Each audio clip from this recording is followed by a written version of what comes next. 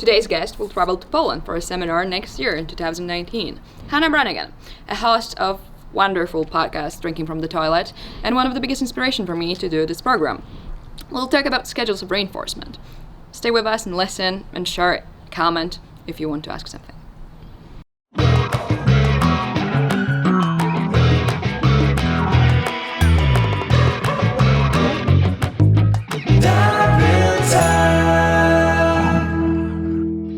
So the topic is schedule of reinforcement. And do we have to turn to intermittent schedule quickly after we teach the behavior and stop using continuous schedule to strengthen actually the behavior and make it more resistant to extinction? Because basically there are so many researches about reinforcement schedules, so many actually done in laboratories. There are not a lot of done with dog training, especially sports dog training. And very often these research, they say that when you teach a behavior, you should start with obviously continuous schedule. So every behavior, every repetition gets one treat or a toy, whatever. And after you go through the learning phase and you're in the maintenance phase, you should quickly go into intermittent schedules and variable schedules. So do you think this is actually true for sports dog training, when we want very strict criteria, very precise behaviors, and we don't want any variety among the repetitions? Yeah. I mean, I think you summarize it right there. You hit all the main points that I normally make when I'm having this conversation / argument. So it's the short answer. Should we, or do we have to go to an intermittent schedule of any kind? We can talk about different options for intermittent schedules, but the short answer is no. I feel very strongly that our behaviors, that as trainers, we are best served with ultimately a continuous schedule of reinforcement. So I think if we're going to talk about it, and I don't know like how much exposure your audience has had or will have had to the terms, I think that half of the problem is we get tangled up a little bit in the words that we're using to describe the concepts. And then also, drawing really kind of false parallels between what we think we're doing and what we're actually doing. So we can, there's some gaps there. So, and I think the first thing that we need to be really clearly defining is that in the scientific literature, going back to Skinner, so a long time ago now, right? Decades and decades, the concept of a schedule of reinforcement is only ever applied to a finished behavior. Never. Yeah. Right. So that's like a really big critical component. So one of my kind of practical observations is that, first of all, if we are approaching a dog training problem with the goal of putting this on a variable reinforcement schedule of any kind of intermittent reinforcement schedule, we're always going to jump the gun. And we start talking about reinforcement schedules way before anything that a behavioral scientist would consider a finished behavior, right? Absolutely, yes. So we're trying to put a behavior that's not even fluent on an intermittent schedule, and we're going to get different behaviors. We're going to get a lot of stuff. And then what's also really interesting is, even if you have a discrete, finished, defined behavior, even in the laboratory, they got variability. And that's something that is, I think, a lot of dog trainers aren't aware of or don't recognize. It's just that if your measurement of the behavior is the bar pressing, right? Yeah. Or the pigeon pecking the key, pecking the button. The button only requires a certain amount of pecking for it to trigger, but it doesn't matter so much if you peck it like slightly to the left or slightly to the right or slightly lower. So even with that super controlled environment inside the Skinner box or in the pigeon's cage, where everything is the same, they still saw variability in the behavior. They just didn't care. Yes, and they often didn't care about if it was the right paw or left paw. Like the rat could only just the task was to press, the behavior was press the letter. So this is something we wouldn't want in dog training, actually. Exactly. Yeah. And it's repeatable, it's observable in multiple species. There's, if you're familiar with Dr. Jesus Rosales Ruiz, yep. So he has his portal experiments, which I love looking at. Amazing. Yes. Fascinating. And so with the portal, PORTAL, which is it's an acronym for something. I forget exactly it's what. Portable Operant. Research. Oh God, I forget it because I will. But right. It's something about laboratory and portable and research. Right. So what I love about this, and I mean, it's a serious research tool. It's also a game. Yeah. And it takes this, like the old clicker training shaping game that we used to play with people and still play. And we put it in this tabletop format with a rule structure that lets us basically put people inside a Skinner box, except for the Skinner box is you're sitting in a chair at a table. And you've got and you've got some toys in front of you. So you may have like dinosaur toy and a car and a chair and a Lego piece, and then they can use this as a model to test different theories that we have in behavior in general and teaching and learning. And the really cool part is that since the subjects are people, we can then ask them questions about, what did you learn? Right. We can ask, what did you think you were being reinforced for? And we can compare that to the video of what actually was happening. And we can ask them, how did you feel? How did you describe that? And so he's got a series of videos that I've seen. I can't remember where he showed them, but of exploring this exact topic, like looking at a trained behavior that had been on a continuous schedule of reinforcement until it was consistent, right? Whatever our definition of fluency is there. So 15 times in, whatever, set amount of time, or once every second or whatever.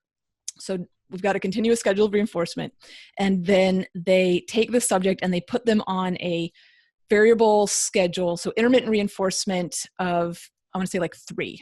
Oh, okay. Yeah. So it's still pretty low number. So from continuous schedule means we reinforce every behavior every single time. So every time the dog sits, we feed, the dog sits, we feed, the dog sits, we feed.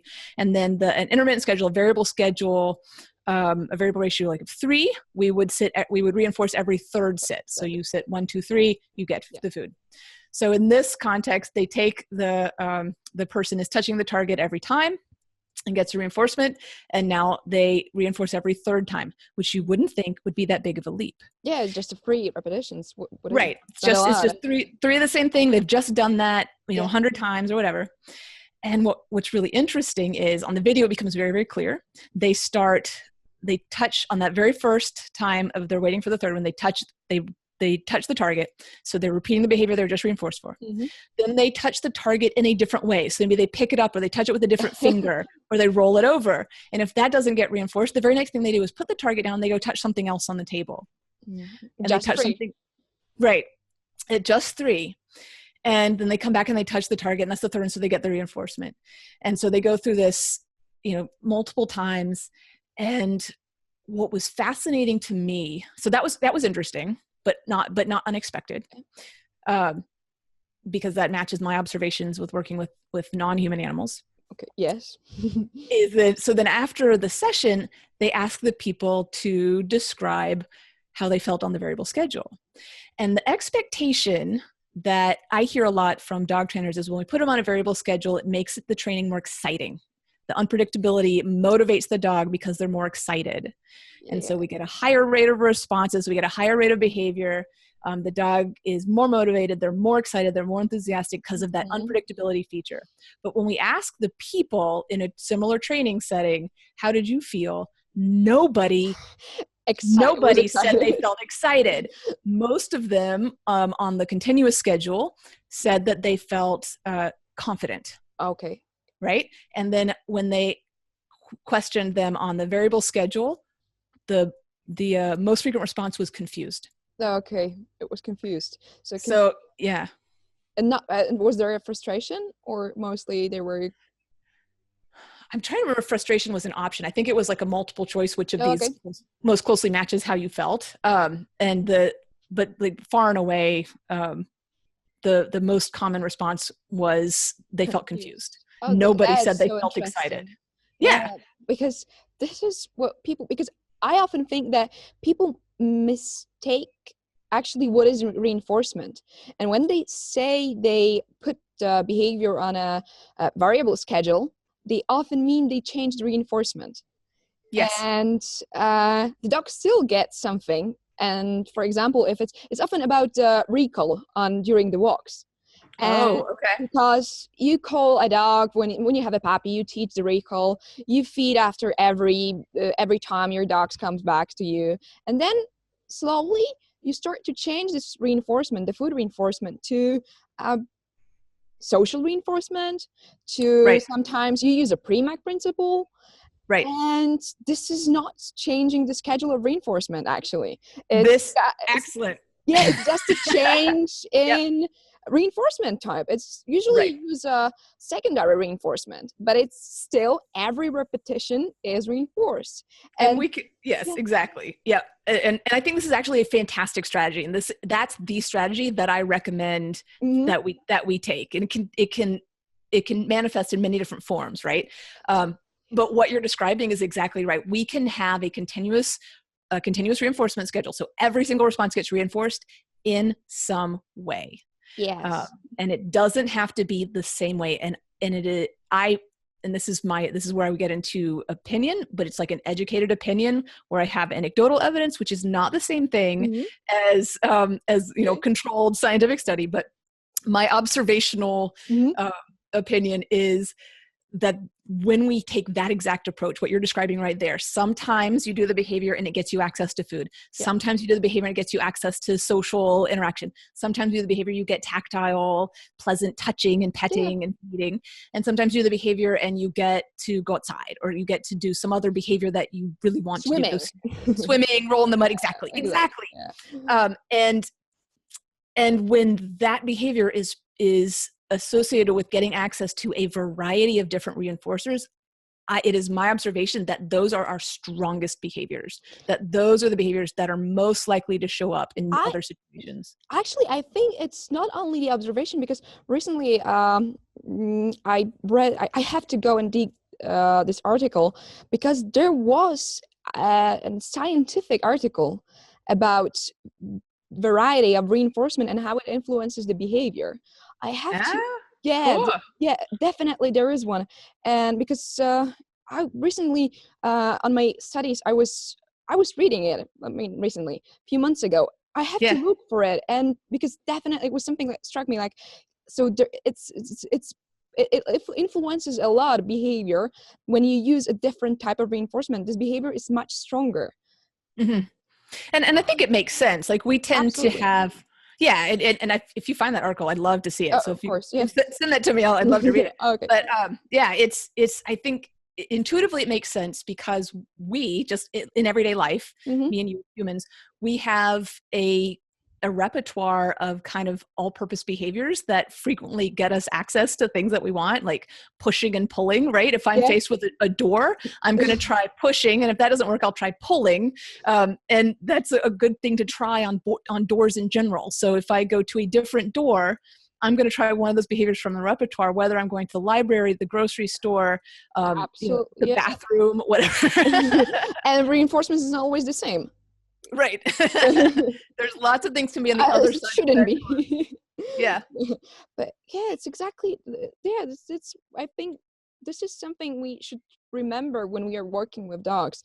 And especially when you do the sports training, you don't really want, because in an example with recall, even if we had used the variable schedule, we are not so concerned about the exact same repetition. I mean, you really don't care during the walk if your dog is coming to your left or to your right, or what pace is he going to. I mean, you usually want a fast pace when you're calling your dog, but you're not really concerned about exact parameters of the behavior. You just want Right. an overall recall, right? Right. And so if you put this behavior on a variable schedule, even if you don't use any kind of reinforcements, let's say, so, but it's unlikely possible to not use reinforcement for recall. But if you don't, then even if this behavior is starting to change, some parameters are starting to change, you really don't care that much.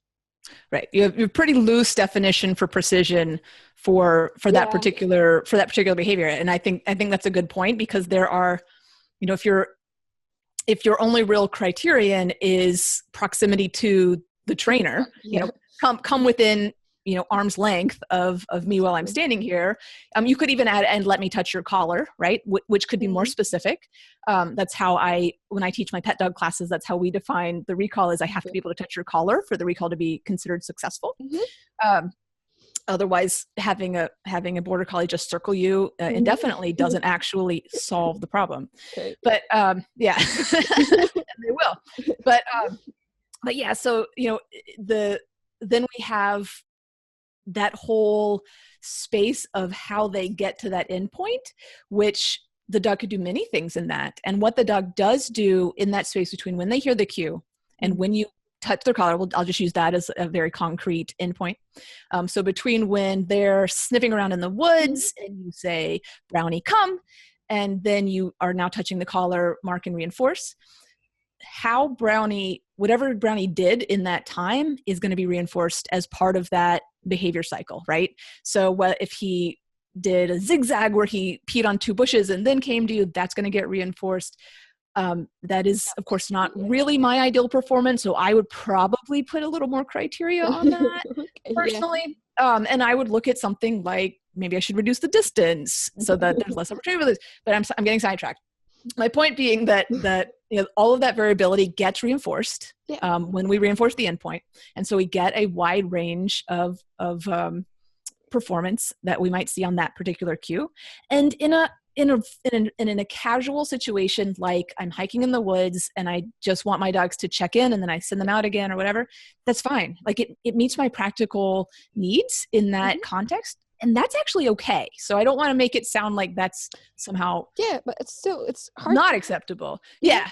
But still, you're using reinforcement. I mean, I'm having a hard time to actually imagine a situation when we would not use any kind of reinforcement. Because if you're just calling your dogs for, them to check in with you, then releasing them back to the environment is still reinforcing. Actually reinforcing. Yep. It's there's actually a quote from Ken Ramirez that I just recently, I was just making my social media posts for the next month, and it was one I added in there, so it's like fresh in my mind. And now, of course, except I've forgotten the exact quote, so I'm going to butcher it. But the quote is, to paraphrase, every interaction we have with an animal is reinforcing some behavior in some way, either positively or negatively. So we always have to ask ourselves, what are we training? If you give the cue, the dog performs the behavior. If anything about you changes, you touch the dog, you move away from the dog, where you look, our eye contact can be reinforcing for some dogs. It can be punishing for some dogs, or negatively reinforcing. So there is no neutral in that setting, I think. And I think you're right. Like there's whatever happens, something has changed and it can influence the behavior one way or the other. Yeah. So it is to our practical benefit to plan what that's going to be. Yes. I'm going to do something when my dog comes in. If this is a behavior I want to reinforce, I want to make sure that whatever it is that I do is reinforcing that behavior in some way, because neutral is like almost doesn't exist. Like it's an idealized maybe in a laboratory or maybe in a shaping session when you have nothing actually around you that dog can do instead of offer behaviors. And if there's if you have a clearly defined like neutral home position, which you're exactly right. Like in a shaping session, that's an important thing that we want to include in a shaping session is, what does my home position look like? So for me, that's going to be clicker and treat hand in my lap. So that in that particular very specific context, the dog can perform a behavior and I can make no change. Yeah. Yeah, but sometimes you have to be careful because very often dogs may find something in the environment, and yeah, and it happens.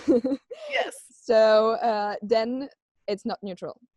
Right. So if you I may still be neutral, but then I'm not the only thing controlling reinforcement. Exactly. For It's like we have to remember that we don't choose reinforcement. Yes.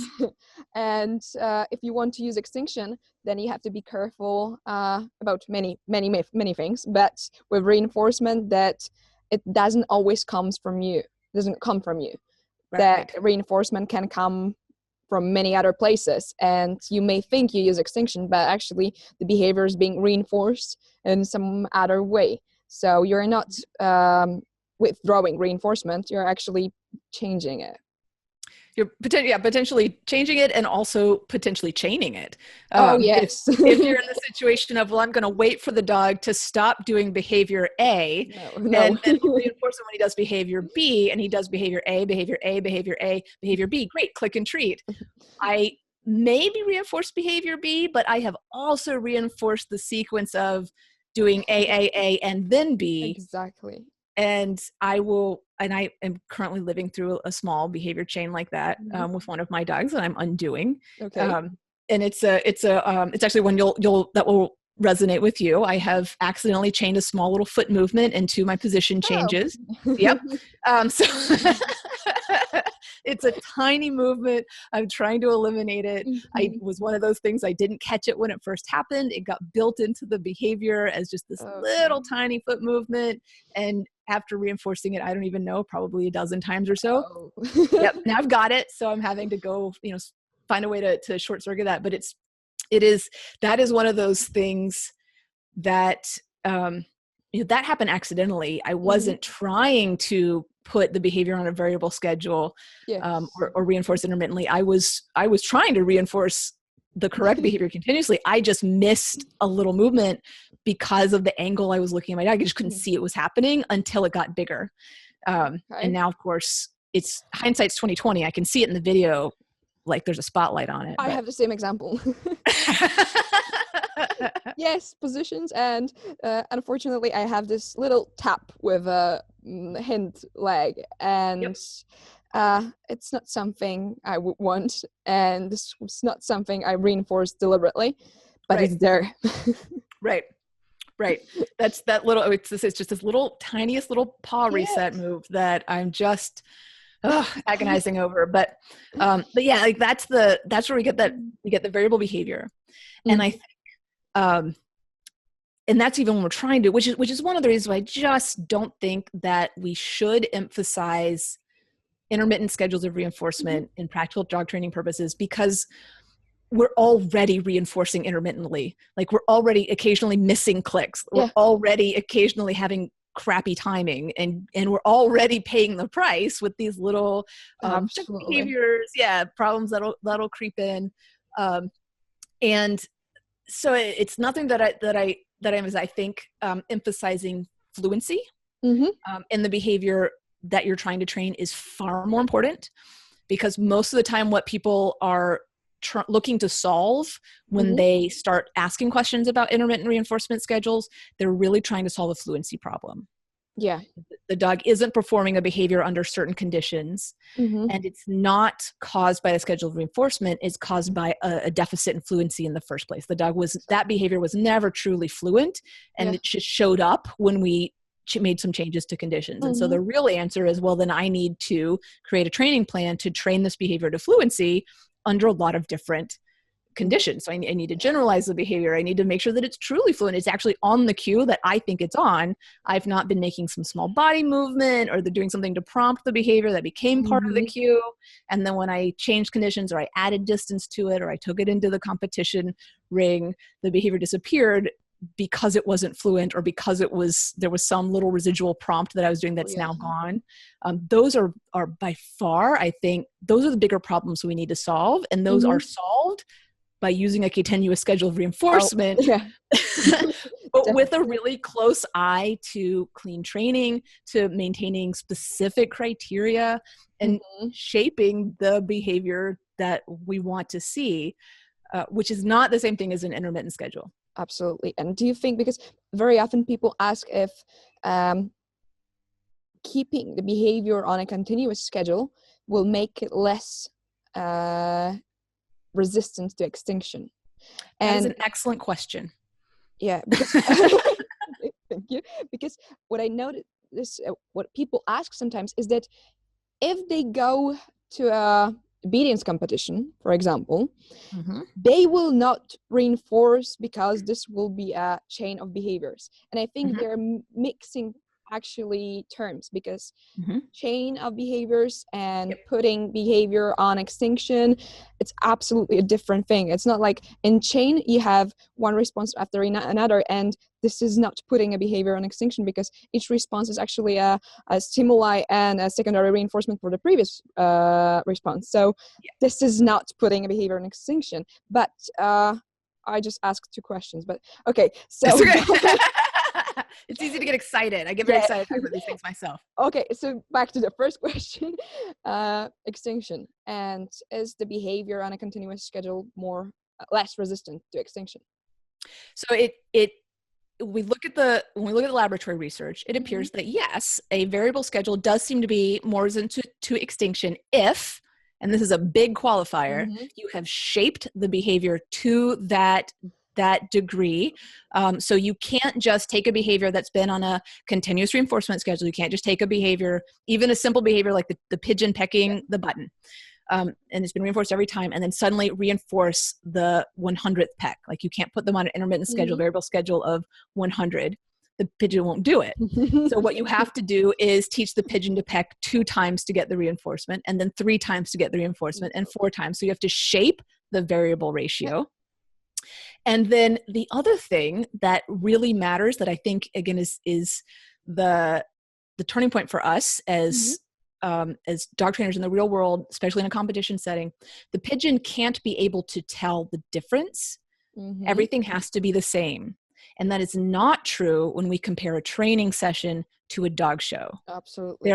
We all know there are massive context cue differences between a real dog show that we cannot replicate in training. Absolutely, and like hundreds of other dogs. Like hundreds of other dogs. Like everybody's really stressed out. Like we just stayed in a hotel. Yes. There's so many cues that are present that are telling the dog that we are now under different conditions and there will be different rules for reinforcement. Absolutely. So it would be as if so one of the examples that all of us use when we're talking about the variable schedule of reinforcement, we always use that slot machine analogy, right?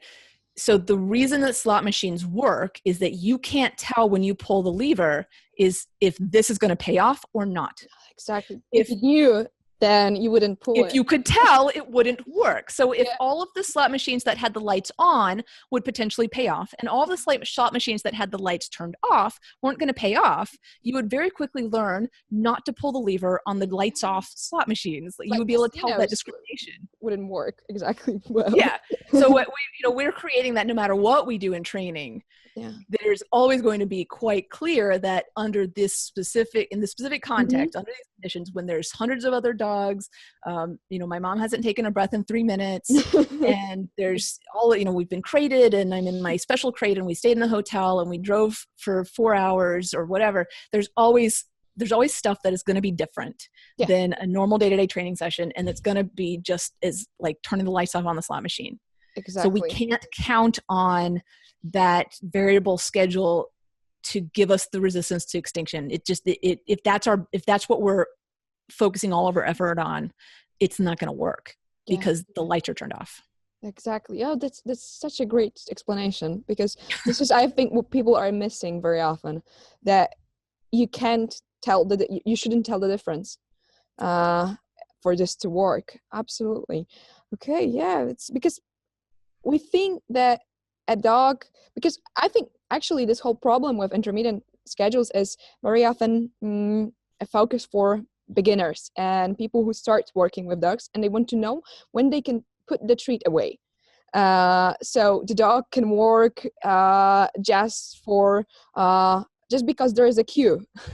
Yeah. And the dog will work, which is something that does not exist in a sport training. And yes, yeah, this is something absolutely different and different from what we want. And especially, and even in an everyday life, you will still reinforce the behavior one way or another. yeah. So this We only do behaviors if there's reinforcement. That's the biology of why behavior exists, is to get outcomes. If those outcomes stop working, we stop doing the behaviors eventually. Not only dogs, not only dogs. This is behavior of any organism, exactly. from worm to giraffe and everything in between. Like, that's why we have behavior. Otherwise, it would be pointless. It would be a waste of energy. Yeah. So there's something functioning there. Otherwise, there would be no behavior. And I think we have there's like a couple of questions. There's the what works for training, which we have good science and we have evidence for. Yeah. And then there's our kind of weird cultural, psychological opinions that some reinforcements are more virtuous than others. Yeah. That for whatever reason, a food or a toy, so food, of course, is the most disrespectful form of reinforcement. Because to bribe. it is right. And not everybody uses this language, but it is implied that food is the least impressive form of reinforcement if you're using food, like you're down here. Yeah. And then toys are a little bit better. You can get a dog to work for toys without food. You seem to be a little bit better of a trainer. Okay, that's interesting. The behavior is a little more virtuous. And then if you can get the dog to work just for your social approval, that's ideal. Okay. And this is not my opinion. This just seems to be what gets reflected to me. Well, when can I use a toy for this instead soon, or when can I do this for just petting? But it is fairly narrow view of what reinforcement is, but also there are unnecessary value judgments there that don't benefit our training. Yeah, absolutely. I mean, people are with what you said about food and toys, these are just two types of reinforcement, and they are also, reinforcement is defined by its function. So very often they are not reinforcing. It's like giving a dog a treat and the behavior is not repeating itself in future. It means this is just the food you are giving. You're not reinforcing the behavior. And this is something we also forget, that sometimes it's not about just the choice between food or toy. It's that we have also other options, and reinforcement comes in a variety of situations actually in life. And an environment, and also what we do. With social reinforcement, yes, but also reinforcement in the dog's environment. Yes. Not actually delivered by us, which we don't really like sometimes.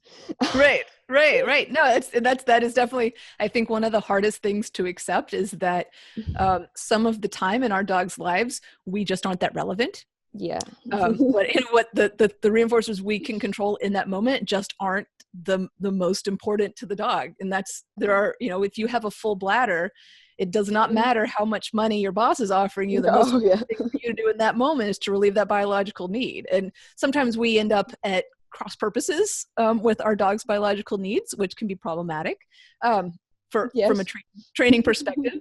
But it is what it is. That's life with dogs. So we have to work with that. And I think that's one of those things where yes, expanding our understanding of what reinforcement means, and that's also where I tend to lose patience with arguments about whether something's a primary or secondary or tertiary reinforcer or whatever, because it doesn't matter to a certain extent. Like it's what do you need? Like, what's the purpose of that behavior? That's the primary reinforcement for that behavior in that moment. Exactly. And when we talk about intermittent schedule of reinforcement, there is not information on any of the studies about if it has to be a primary reinforcement. It's just a reinforcement, so it can be a secondary or tertiary or whatever reinforcement type you can use actually. So it's an arbitrary allocation by humans. Yeah, that it has to be a primary reinforcement. So when you take away the treats, you're not reinforcing the behavior or toy. Yeah. Which I think, that's a good place to kind of circle back around to the second half of your point Oh. with regards to behavior chains. Yes, I wanted to ask you. Because that is, again, an overlooked. Mm-hmm. So if we just, let's push the idea of whether something is arbitrarily primary or secondary reinforcement off to one side, because it doesn't really matter. And look at reinforcement in general as a function of behavior. When you have a conditioned stream of behaviors, like a sequence of behaviors that you have learned to perform in order, and that sequence of behavior has been reinforced, the continuation of the sequence is reinforcing. Yes, absolutely. It's like when you open a window because it's hot out inside and you want to open a window, then the sequence of what you're doing, you're reaching by your hand, you can grab the handle and open the window. It's all reinforcing each other, because if you were unable to open the window, then you actually would punish the act of grabbing the handle. So the chains are reinforcing. Yes. Inside. You don't need the last repetition, the last behavior is reinforced by the reinforcement, can be reinforced actually by the secondary or primary reinforcement at the end. Right. But the behavior chain is not extinction of the behaviors inside the chain. And it is, that this does depend on the assumption that the chain is conditioned, like it has to be a learned chain. Just giving a series of cues in a row doesn't make that happen necessarily. But if you have, the behavior chains that we are most familiar with, even though we don't think about them because they tend to be kind of, unconscious behavior chains of stuff that we do. I think all of us have had the experience of being interrupted from some routine that we were trying to complete, and feeling the irritation of not being able to complete the chain. Absolutely. But it is because we had that expectation of each step on the chain leading us closer to whatever that desired outcome is. So getting the window open, the desired outcome is the negative reinforcement of being cooler. Yeah. And if you go to open you flip the latch on the window and you go to push and it's stuck, then you feel that frustration. You're in extinction. I'm being denied my access to the reinforcer that I wanted, which was the air.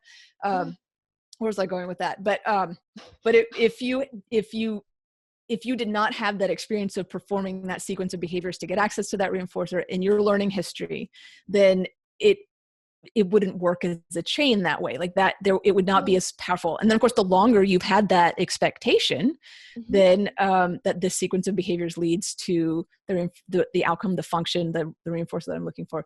The more powerful that those reinforcing effects are going to be as you continue to perform the sequence. Yes, because you know what's coming. Right. And you know that if you're going to just do what you should do in this sequence, then the reinforcement will come. Right. So the problem with chains, when they're actually not happening during, for example, trial, it's not a problem with those behavior being put on extinction trial, but because we have not trained them to fluency. Usually, yeah. I think that there are many other possibilities. Right. There are kind of three. I think there are three big categories that I look at for when I'm problem solving this. The first and the largest one was the behavior fluent in the first place? And that's usually that's usually where the problem is. The second one is, were the cues produced in a way to allow the continuous flow of behaviors? And for cues that the humans control, sometimes the answer is no. Like you get distracted, but especially between exercises where chains tend to break in a performance situation. So, as you've just taken the dumbbell back and you're moving to the next exercise and you look away from the dog and the dog's left standing there for a second, and the chain breaks at that point, you may restart a new chain at your new starting point. But particularly I think for new handlers, and I don't have as much experience with what your competition sports look like, just on a routine basis, but in obedience, where I compete, the judge is telling you when to go to different places. And so it is very easy. Okay. So it's very easy for particularly a novice handler to stop giving cues to the dog look to the judge to hear what the judge is saying. And so we essentially break the connection. We've broken the chain, and then we've created this gap, and then we turn back to the dog. In the meantime, we're no longer giving the dog that continuous flow of behaviors to maintain that chain. We can do the same thing in agility, which you'd think would be harder. But if we've gotten lost on an agility course, or we give a late cue, or something happens, we can break the chain there and have the same kind of problem. So there's a handler skill there. And there's also, and there can even be environmental stuff. I had a big frustration extinction problem with one of my older dogs when she was competing. She's retired now, but when she was competing, we had for our scent discrimination exercise, there was just some confusion with the steward, the volunteer who was supposed to be setting up the exercise, and we had a break in the chain. And we did have an extinction moment there, and it created some frustration, which as a Belgian, it manifested as barking. and that's not surprising. That was also very frustrating. Put my behavior into a punishment extinction situation, but we eventually solved it. So in that case, even if my cues had been perfect, there were other variables in the environment that caused her to not be able to continue to perform her stream of behaviors. I now train for those sorts of things so that we could the part of the chain, actually. Yeah, exactly. And then which kind of brings us to like the third thing that I look for is, have we shaped their performance as a chain to the degree that we need to?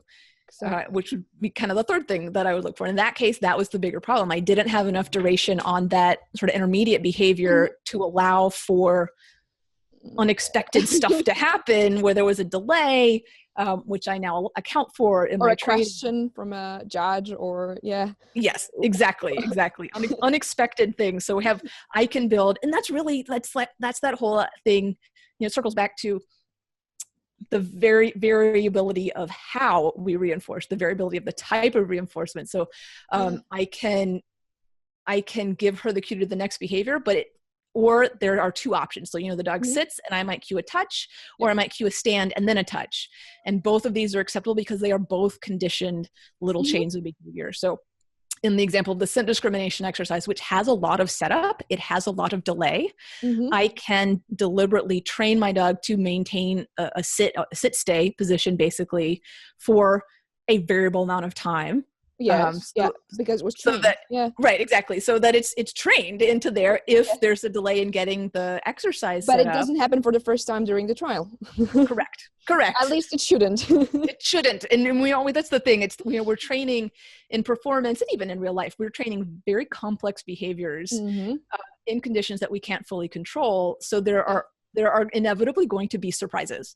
And we learn, and then we go back and train it better the next time. So it's just, okay, diagnostic information. I did not have enough duration on this intermediate behavior, and boy, I better train that before I go back in the ring again.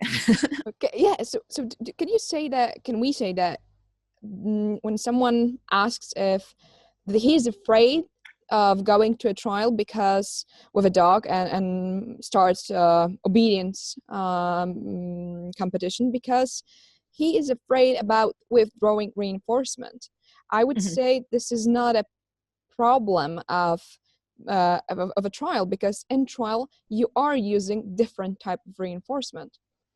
You are. I think it is important to train. By condition, I mean train. Yeah.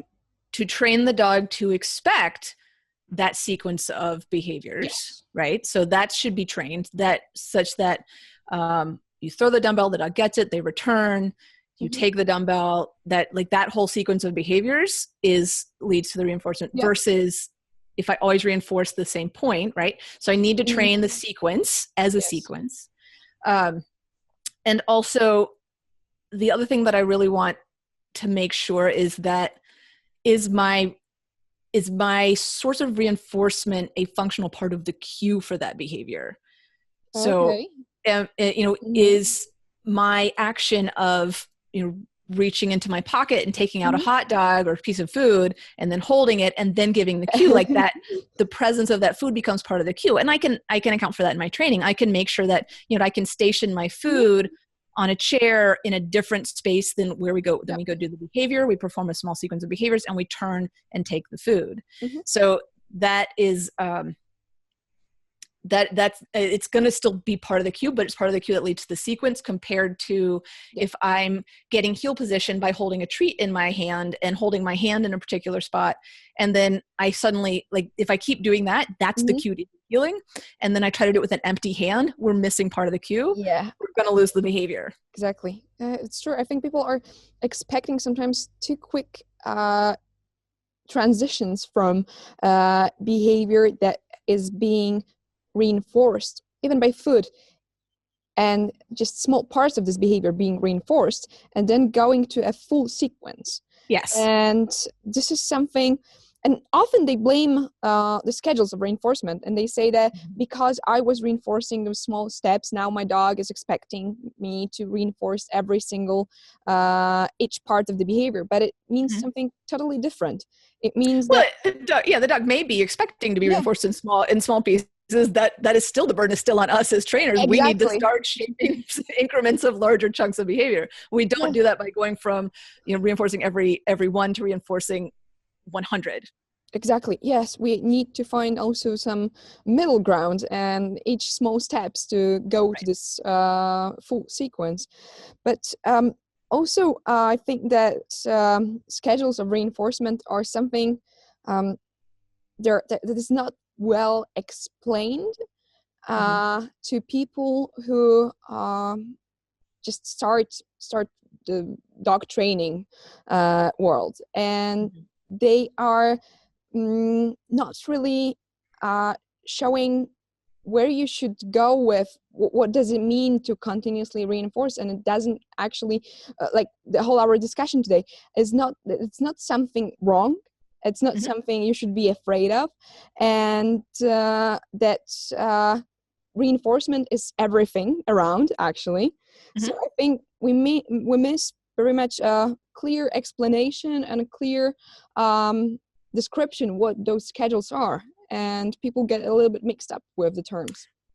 They do, and I think that often when I hear someone say an intermittent schedule, a variable schedule, what they're really talking about is shaping.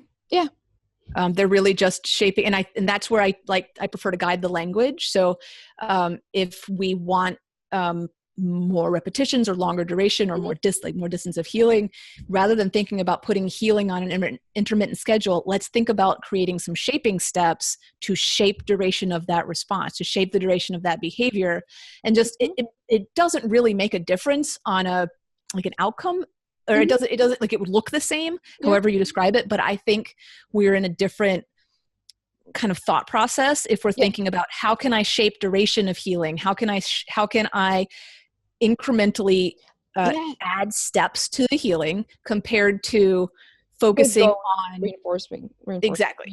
So I'm continuously reinforcing. I'm just continuously raising criteria in a way that makes sense, so that I'm building a longer performance. Absolutely, because shaping is not just shaping a totally new behavior. You can actually shape within the topography of the behavior. So you can change some parameters of the behavior, and you use shaping very often. So if you want to increase the time or number of repetition, it's just shaping. Right. Which is shaping is difficult. It's another story. But it's shaping, and it's not just putting a dog on extinction trial. It's not, and I think that it's one of the things that I always think about is the fact that because behavior is dynamic, what we see, the behavior that we see in this moment is the result of this animal's learning history and environment for the last however many months, years, whatever. That's going to be a different picture than 2 weeks from now, which is going to be a different picture than 6 months from now. So it's never, when we started out this conversation, one of the points, which is why I always like to make it when I have this conversation, is that we can only talk about intermittent or continuous schedules of reinforcement with a finished behavior. Yes. Most of the time, we don't have finished behaviors because it's a constantly dynamic process. The behavior is changing.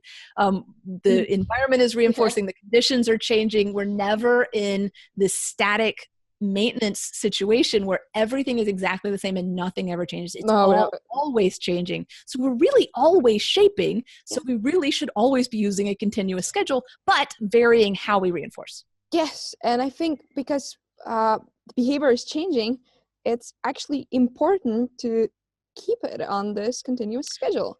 To keep it, keeping a shaping mindset. Yeah. Exactly, because I don't know. When I think right now about any behavior, I can say it's finished. No. It's right. Like, no. Nope. I don't even want to think about any, because then it's going to change tomorrow probably. But every behavior I taught and I thought it was finished, it was not. Like a week after, something has changed. Something that I was teaching my dog. For example, let's say I was teaching healing, and the healing was a finished behavior. It's impossible, but okay. Yeah, particularly healing, yes. Yeah, it was perfect. It was finished behavior. And then I started to teach positions under march, and my healing changed because it was influenced by something I did with a different behavior. And now I have to bring back the healing to the previous state, and the maintaining space, where in laboratories they say you should use actually a variable reinforcement for a maintaining space where behavior is learned. They mean exactly as you said, a finished behavior. Right. And usually they are not teaching a rat or a pigeon so many different behaviors like we do to our dogs. They don't teach healing, go around the cone, send articles, and distance control, many different behaviors. The same dog. So I think this is a completely different story. Yes. Yeah. I think you're right. It's really the staying in a shaping mindset so that we don't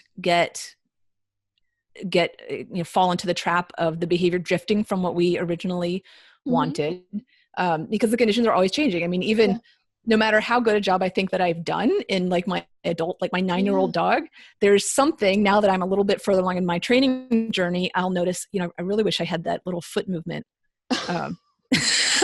I really wish I didn't have that. So, now I'm shaping for that. So it's never finished. We're always adding things to it. We're always generalizing, and the behavior is always changing because there are so many variables outside of our control, even outside of a training session. Exactly, that's what I wanted to say, because sometimes we go for a walk and everyday life and something changes in a dog's world. He learns something new. He gets new skills, and some environmental cues in our training session will bring back the behavior that he learned. And this may influence our training session. Right. So, again, we are not having a final product with the behavior we thought we were. So we need to just shape it. Yeah. Again so and again always, and again. Always cycling back to differentially reinforcing for the criteria that we want to see with the behavior. This is fascinating about dog training, about animal, any training. Yeah. And I know. That's what makes it fun. That's what keeps it interesting. Because what would we do if we just finished it? Finished healing. I mean, how can you do it? It's like you don't finish healing. No. Never happened to me. No. No, this is too complex. And often we're not talking about some simple behaviors. We're talking about very complex behaviors that you need to have every single, because in sports training, we mostly in competition, we use chains or sequences of behaviors. Yeah. And because I can't think of any example of a single behavior you're supposed to do in a competition. They're usually chained. And and I mean, really, behavior doesn't occur in nature as like an individual discrete unit either. We're always performing a continuous stream of behaviors. We talk about breaking them out because that's the only way that we can communicate about them. But like right now I'm doing a bunch of different behaviors. I'm talking, I'm breathing, I'm sitting in a chair, I'm waving my arm, I'm shifting my weight occasionally. Like, so I'm doing this continuous stream of multiple behaviors. Which of these is being reinforced? I don't even know. I don't like to spend too much time dwelling on my own reinforcers, but it can be uncomfortable. But but the same thing, the dog is breathing, they're standing, they're sitting, they're moving, they're trotting, they're dropping their heads, they're wagging their tail, they're lifting. Like there are so many movements and actions and just biological processes that are all occurring that you can make yourself a little crazy, which I do, which I still think makes it fun, but we can't escape the fact that that's how behavior occurs. That's how it works. We really never have just one little piece of behavior that's completely independent of everything else. It just doesn't exist. No, it doesn't happen. And this is what we should be aware of and consider this, that there is nothing wrong with using treats. But I think it's the same here in Poland, that treats are, I often get a question from people: how can I teach my dog to use toys as a reinforcement? Because food is like a lower, exactly as you said. When I think about this right now, it's like food is something wrong, and then you have a toy, and then you have something else, a social reinforcement. But I think we actually shouldn't be really concerned about what kind of reinforcement we use. It should just work. And first and foremost, let's talk about like the practical. Are we getting the behavior that we want? Exactly. And if it's working, then then we're probably okay. So getting too hung up on how can I use a toy for this behavior? It's really helpful. If your personal worth is wrapped up in whether or not your dog will do obedience behaviors to play with you, then that's you have some problems, and we need to work those out. But that's beyond the scope of dog training. Exactly. Absolutely. But yes, I think that we should just use what works, and because reinforcement is actually defined by its function.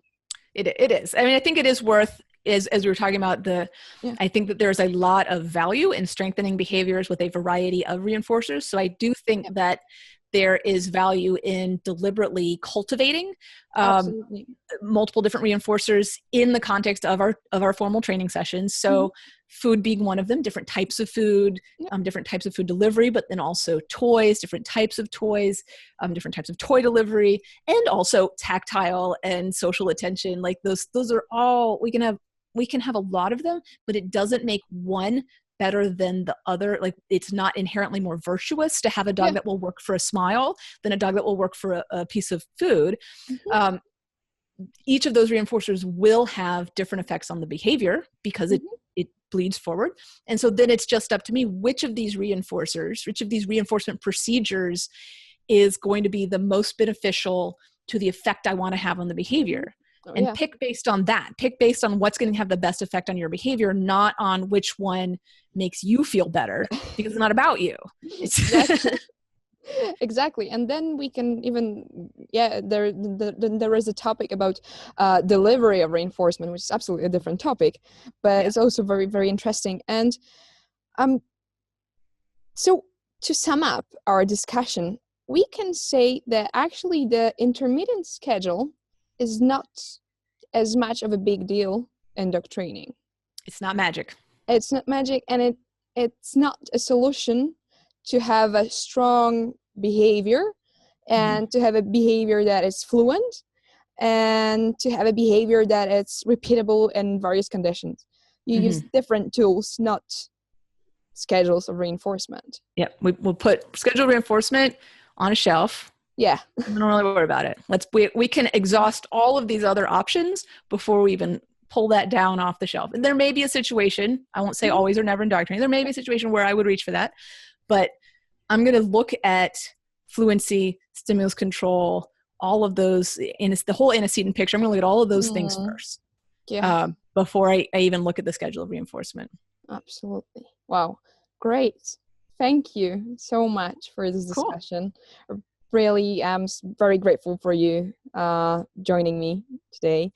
I hope one day you will agree again.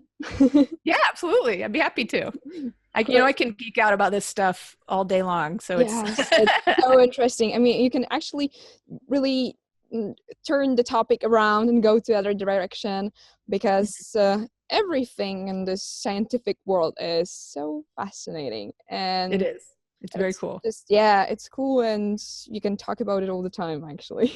Yeah, absolutely. Thank you, Hannah. Really, I'm very happy to have you here, and thank you.